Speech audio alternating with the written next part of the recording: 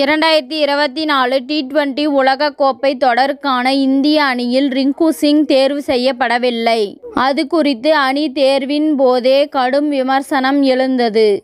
அவரை மாற்று வீரராக மட்டுமே BCCI தேர்வு செய்தது. முதற்கட்டமாக அறிவிக்கப்பட்ட 15 வீரர்களில் அவருக்கு இடம் அளிக்கப்படவில்லை. அவருடைய இடத்தை ஆல்ரவுண்டரான சிவம் தூபே பிடித்தார். அவர் அதிரடியாக பேட்டிங் செய்வதோடு வேகப்பந்து வீச்சாளராகவும் சில ஓவர்கள் வீசி அணிக்கு கை கொடுப்பார் என்பதால் அவரை அணியில் தேர்வு செய்தது BCCI. கடந்த 2 ஆண்டுகளாக IPL தொடரில் CSK அணிக்காக அவர் மிடில் ஓவர்களில் அதிரடியாக ரன் குவித்திருந்தார். அதன் காரணமாகவே ரிங்கு சிங்கை ஒதுக்கிவிட்டு அவருக்கு வாய்ப்பு அளித்தது BCCI.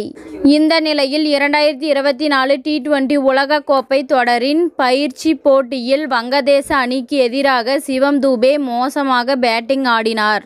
அவர் 16 பந்துகளில் 14 ரன்கள் மட்டுமே எடுத்தார். அவரால் பந்துகளை சரியாக டைமிங் செய்து அடிக்க முடியவில்லை. டெஸ்ட் போட்டி போல நிறைய டாட் பால்கள் ஆடினார். அவரின் ஆட்டம் ரசிகர்களை அதிர்ச்சிக்கு உள்ளாக்கியது. இந்த போட்டியில் இந்தியா 60 ரன்கள் வித்தியாசத்தில் வெற்றி பெற்ற போதும் சிவம் தூபே மீது கடும் விமர்சனம் எழுந்துள்ளது. பலரும் ரிங்கு சிங்கின் இடத்தை சிவம் தூபே அநியாயமாக அபகரித்து விட்டார் என்றும் BCCI ரிங்கு சிங்கின் முதுகில் குத்திவிட்டதாகவும் தூபே நீக்கிவிட்டு ரிங்கு சிங்கை உடனடியாக அணியில் சேர்க்க வேண்டும் என்றும் கூறி வருகின்றனர். உலகக்கோப்பை தொடரின் இடையே அணியில் மாற்றம் செய்வது எளிதல்ல. ஒரு வீரருக்கு காயம் ஏற்பட்டால் மட்டுமே அவரை நீக்கிவிட்டு மாற்று வீரர் ஒருவரை அணியில் சேர்க்க முடியும் என்பது குறிப்பிடத்தக்கது. வங்கதேச அணிக்கு எதிரான போட்டியில் சிவம் தூபே பந்துவீச்சில் அபாரமாக செயல்பட்டார்.